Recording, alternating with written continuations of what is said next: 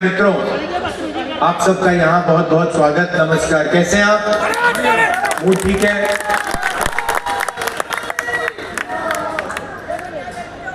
लड़ाई, नमस्कार नमस्कार। लड़ाई विचारधारा की है।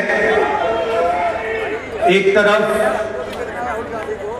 नफरत, हिंसा, दूसरी तरफ मोहब्बत, भाईचारा। आरएसएस, बीजेपी के लोग संविधान को खत्म करना चाहते हैं, रद्द करना चाहते हैं।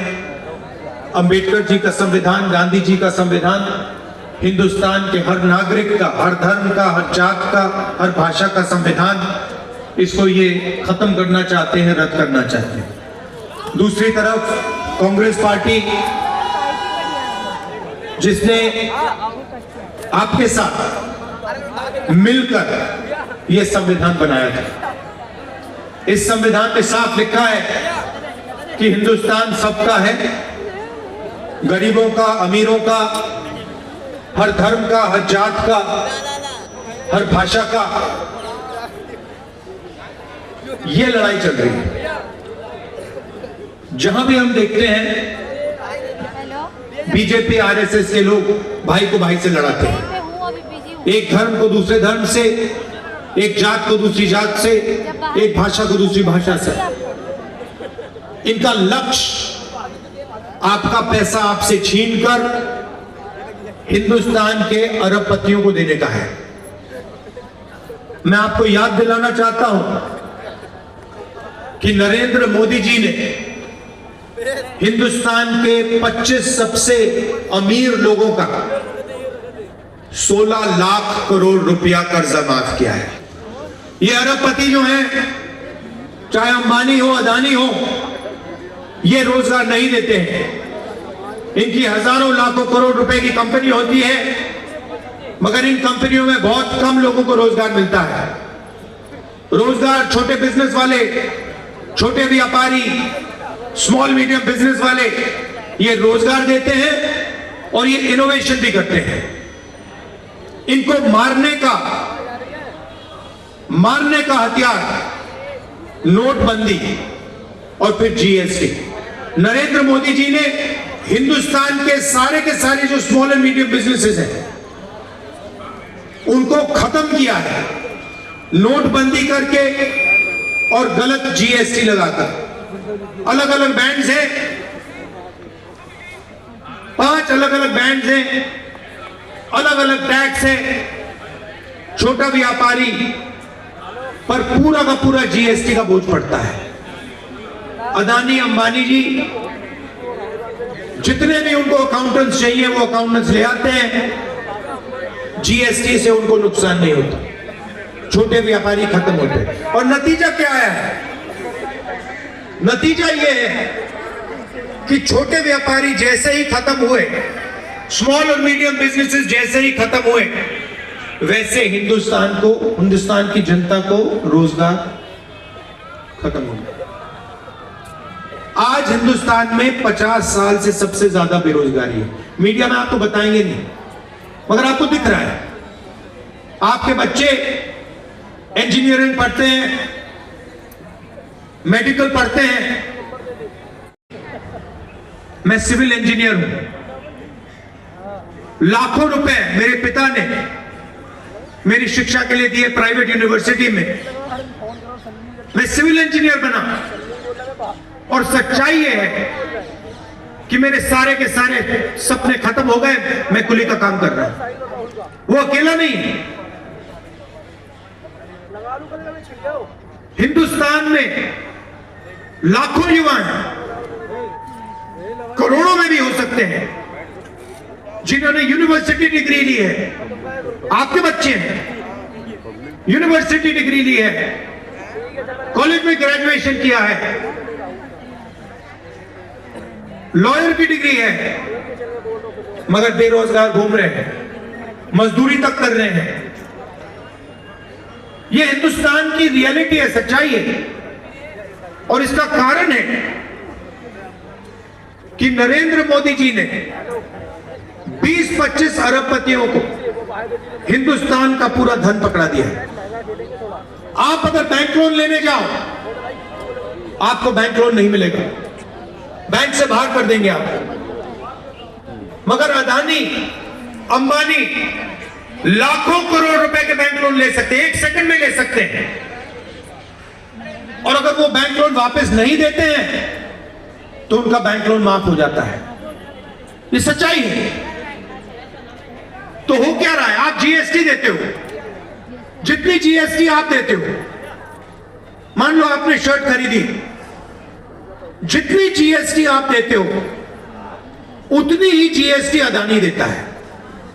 अगर वो वही शर्ट अदानी खरीदे, उतनी ही जीएसटी अदानी देगा। उसकी आमदनी लाखों करोड़ रुपए, आपकी आमदनी हजारों में, मगर जितनी जीएसटी वो देता है उतनी आप देते हो। आज बजट पास हुआ, पेश हुआ, उसमें आप देखिए बजट का पूरा का पूरा लक्ष्य 25 लोगों को फायदा पहुंचाने का। आपको थोड़ा सा दे देंगे, कह देंगे भैया ये लोग थोड़ा सा टैक्स माफ कर लेंगे, मगर अगर आप बजट का लक्ष्य देखेंगे तो हिंदुस्तान का धन 20-25 अरबपतियों को देने का है। हिंदुस्तान में 50% पिछड़ा वर्ग है,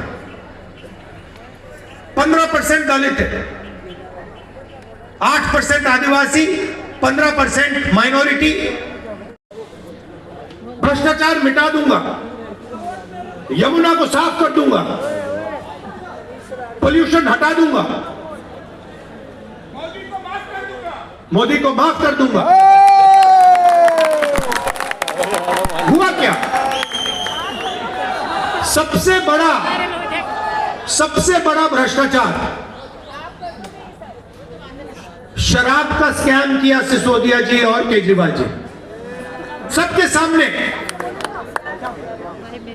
करोड़ों रुपए इन्होंने आपसे चोरी किए हैं। नई राजनीति, वायदा था नई राजनीति का, आए और करोड़ों रुपए आपसे भ्रष्टाचार करके चोरी किया।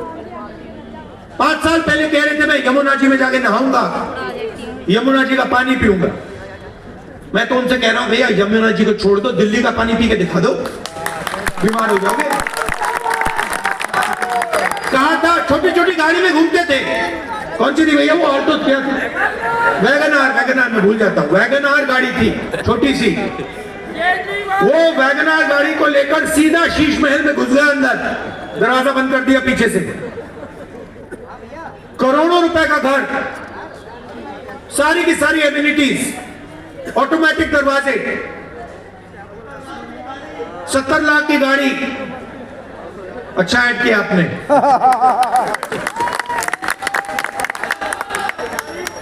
अच्छा फिर उन्होंने अपनी टीम की लिस्ट दिखाई, नाम पढ़ लेता हूं मैं। टीम केजरीवाल, ये देखो, ये है, देख रहे हो ये टीम केजरीवाल, देखो भैया।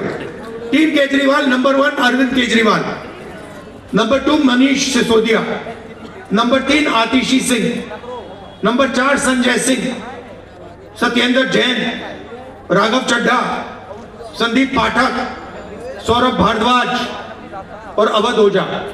इसमें भैया मुझे पिछड़े वर्ग का नेता दिखा दो, दलित नेता दिखा दो, मुसलमान नेता दिखा दो, कहां है? अच्छा इन्होंने अच्छा काम किया। मैं पढ़ रहा था, अंबेडकर जी ने कहा था एजुकेट, एजिटेट, ऑर्गेनाइज। आपने मूर्ति देखी होगी अंबेडकर जी की, उनके हाथ में कॉन्स्टिट्यूशन, हाथ में किताब।